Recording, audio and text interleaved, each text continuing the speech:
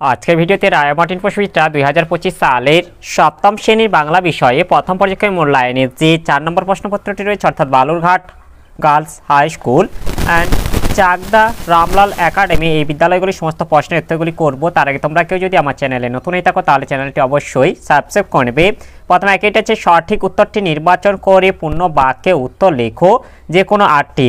একে এক আছে সভ্য সমাজ থেকে দূরে পালিয়ে গিয়ে গণেশ এটা হিমালয়ে গিরিগুহায় আশ্রয় নিয়েছিল।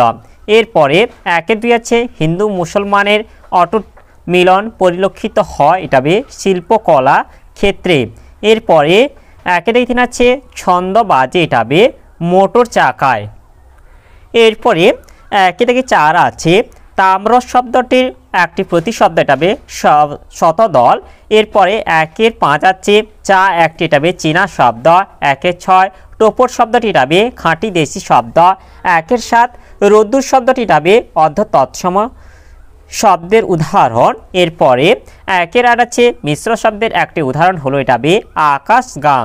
এরপরে একের 9 আছে শব্দগুলির মধ্য থেকে ইংরেজি শব্দটি হলো এটা লিস্ট।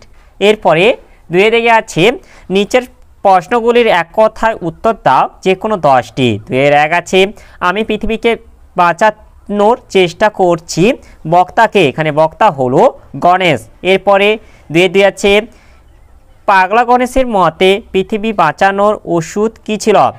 পাগলা গণেশের মতে পৃথিবী বাঁচানোর ওষুধ ছিল কবিতা লেখা, গান গাওয়া ইত্যাদি। এরপরে 2 3 আছে আত্মকথা গল্পটি কার জীবন কথা? এটা রামকিঙ্কর বেইজের জীবন কথা। এরপরে 2 4 আছে ভুবন বিখ্যাত মিনারিকার নাম কি? এটা তাজ হবে। এরপরে 2 5 আছে দেহদাসে সুবরদে, এখানে দাস কাকে বলা হয়েছে? এখানে দাস কবিকে বলা হয়েছে। এরপরে 2 6 আছে মক্ষিকাও গলে না গো পড়িলে অমৃত হ্রদে, এখানে মক্ষিকা শব্দের অর্থ কি? এটা মক্ষিকা শব্দের অর্থ হলো মাছি। এরপর 2 7 আছে শূন্যস্থান পূরণ করো, এটা গাত্র হবে, গাত্র থেকে গা থেকে গা। এরপরে 2 8 আছে জোছনা শব্দটি কোন মূল শব্দ থেকে এসেছে? এটা জ্যোৎস্না। এরপর 2 9 আছে যে কোনো একটি মিশ্র শব্দের উৎস নির্ণয় করো।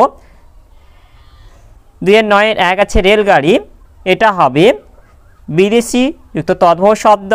এরপরে 2 9 2 আছে বাবু আনা, এটা বিদেশি প্রত্যয়যুক্ত মিশ্র শব্দ। এরপরে 2 10 আছে পানিনি কর্তৃক সংস্কারকৃত ভাষার নাম কি? এটা সংস্কৃত।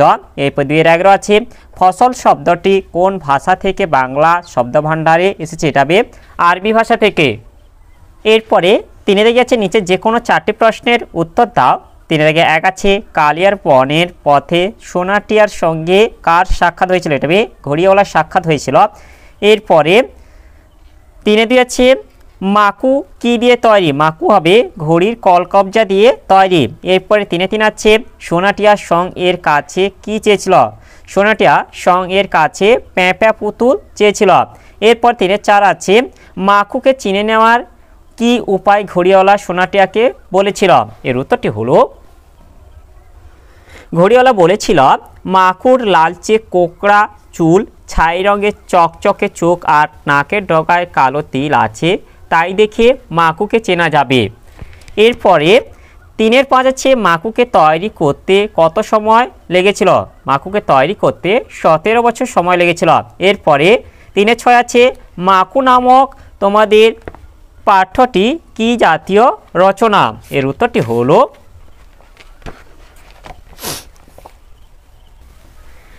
মাকু নামক পাঠ্যটি এটা অ্যাডভেঞ্চার ধর্মী কিশোর উপন্যাস। এরপরে 4 দিকে আছে নিচের প্রশ্নগুলির সংক্ষেপে উত্তর দাও। 4 দিকে 1 আছে চর্চার অভাবে মানুষের মনে আর উৎসবের উদ্রেক হয় না, মানুষের মন থেকে কোন কোন অনুভূতিগুলো হারিয়ে গেছে? এর উত্তরটি হলো প্রশ্নোক্ত অংশটি সাহিত্যিক শীর্ষেন্দু মুখোপাধ্যায়ের কল্পবিজ্ঞানের কাহিনী পাগলা গণেশ থেকে নেওয়া হয়েছে। মানুষের মন থেকে হারিয়ে গেছে সৌন্দর্য, দয়া, মায়া, করুণা প্রভৃতি অনুভূতি। এইসব অনুভূতিগুলির আর প্রয়োজন না থাকায় মানুষের জীবনে এসবের চর্চাও আর হয় না। এরপরে অথবা এটা হচ্ছে ড্রয়িং শিখতে লাগলো খোকন। খোকন কোথায় ড্রয়িং শিখতো? প্রথম দিকে চেয়ে কি আঁকতো? এর উত্তরটি হলো খোকন স্কুলে ড্রয়িং শিখতো। সে প্রথমের দিকে টুল, টেবিল, চেয়ার, কলসি, কাপ, গরু প্রভৃতির ছবি আঁকতো। এরপরে 4-2 আছে 21-এর কবিতা কার লেখা? 21শে ফেব্রুয়ারি দিনটি কোন বিশেষ দিন হিসেবে পালন করা হয়? এর উত্তরটি হলো 21-এর কবিতা আশরাফ সিদ্দিকের লেখা। এর পরের প্রশ্নোত্তরটি তোমরা এখান থেকে লিখে দেবে। পাকিস্তানের রাজধানী ইসলামাবাদ পূর্ব পাকিস্তানে জোর করে উর্দুকে রাষ্ট্রভাষা হিসাবে চালানোর চেষ্টা করলে পূর্ব পাকিস্তান তথা বাংলাদেশের মানুষ এর তীব্র বিরোধিতা করে। এর ফলে 1952 খ্রিস্টাব্দের 21শে ফেব্রুয়ারি পাকিস্তানের খাজা নিজামুদ্দিন সরকারের পুলিশ ঢাকা বিশ্ববিদ্যালয় ও মেডিকেল কলেজের ছাত্রছাত্রী ও বুদ্ধিজীবীদের একটি শান্তিপূর্ণ মিছিলের ওপর নির্বিচারে গুলি চালায়। এর ফলে মারা যান আবসুদ সালাম, আবুল বরকত, শফিউর রহমান, রফিক উদ্দিন আহমেদ ও আব্দুল জব্বার। এই 5 ভাষা শহীদদের মৃত্যুতে পূর্ব পাকিস্তানের মানুষজন তীব্র আন্দোলনে নেমে পড়ে, যা থেকে 1971 খ্রিস্টাব্দে স্বাধীন বাংলাদেশ রাষ্ট্রের জন্ম হয়। 21শে ফেব্রুয়ারি দিনটি আন্তর্জাতিক মাতৃভাষা দিবস হিসেবে স্বীকৃতি পায়। এরপরে অথবা এটা হচ্ছে কবি যখন ছবি আঁকেন তখন কি ঘটনা ঘটে তা আঁকা লেখা কবিতা অবলম্বনে লেখো। এর উত্তরটি হলো কবি যখন দিনের বেলায় ছবি আঁকেন তখন 3টি শালিক ঝগড়া থামায় অবাক হয়ে তা চড়ুই পাখি লক্ষ্য করে। মাছরাঙা মৎস্য শিকার ফুলে তার আঁকায় নীল রং ধার দিয়ে সাহায্য করতে চায় প্রজাপতিরা। ছবিতে তাদের রেখে ছবি রঙিন করে তোলার অনুরোধ জানায়। কোনো এক ইঁদুর গর্ত থেকে বেরিয়ে চোখ পিটপিট করে সব কিছুর উপর দৃষ্টি রাখে আর রং তুলিরা আনন্দ সহকারে তাদের কাজে মেতে ওঠে। এরপরে 4-3 আছে আমি প্রথম শুরু করি। কে প্রথম কোন কাজ শুরু করেছিল? এর উত্তরটি হলো প্রখ্যাত চিত্রকর ও ভাস্কর রামকিঙ্কর বেইজ শান্তিনিকেতনের শিক্ষণ রীতিতে প্রথম অয়েল পেন্টিং বা তেল রঙে কাজ করা শুরু করেন। যেহেতু তখনও শান্তিনিকেতনের কলা বিভাগে অয়েল পেন্টিং চিত্র মাধ্যমটির সূচনাই হয়নি, তাই রামকিঙ্করের এ ব্যাপারে চরম কৌতূহল ছিল। তাই তিনি চিত্র সামগ্রীর দোকানে গিয়ে বলেন, অয়েল পেন্টিং করব, কি রং আছে, কিভাবে করতে হয় দেখান। তারা অয়েল পেন্টিংয়ের সরল পদ্ধতি তাকে বলে দেন।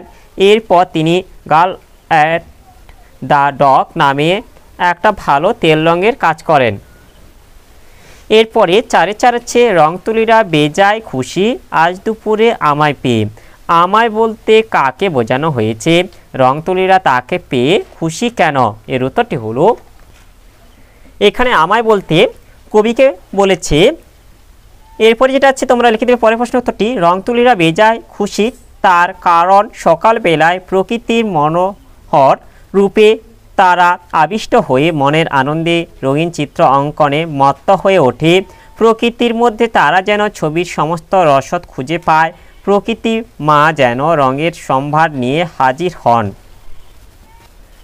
এরপরে অথবা এটা হচ্ছে পদ্য লেখা সহজ নয়, পদ্য লেখা কখন কঠিন হয়ে পড়বে বলে কবিতায় বলা হয়েছে। এর উত্তরটি হলো এর উত্তরটি আমরা এখান থেকে বলে দেব যে জীবন ছন্দময়, জীবনে সেই ছন্দে কান দিতে হবে, মন দিতে হবে। জীবনের ছন্দ সঠিকভাবে অনুভব করতে পারলে জীবন পদ্মময় হয়ে উঠবে, আর তখনই পদ্মলেখা সহজ হবে বলে কবি মনে করেন। কিন্তু আমাদের এখানে পদ্মলেখা কখন সহজ হবে না বলেছে, তাহলে এটা বলতে হবে যে জীবন যখন ছন্দে কান দেবে না বা মন দেবে না তখন হচ্ছে জীবন ছন্দময় হয়ে উঠবে না, তখনই পদ্মলেখা তাদের সহজ হয়ে উঠবে না। তাহলে আজকের ভিডিওতে আমরা সপ্তম শ্রেণী বাংলা বিষয়ে যে 4 নম্বর প্রশ্ন উত্তরটি ছিল তা সম্পূর্ণ করলাম। আর তোমরা কেউ যদি আমার চ্যানেলটা এখনও সাবস্ক্রাইব করে রাখোনি তাহলে চ্যানেলটা অবশ্যই সাবস্ক্রাইব করে নেবে এবং ভিডিওটি ভালো লাগলে ভিডিওটিকে অবশ্যই লাইক, কমেন্ট ও শেয়ার করে দেবে।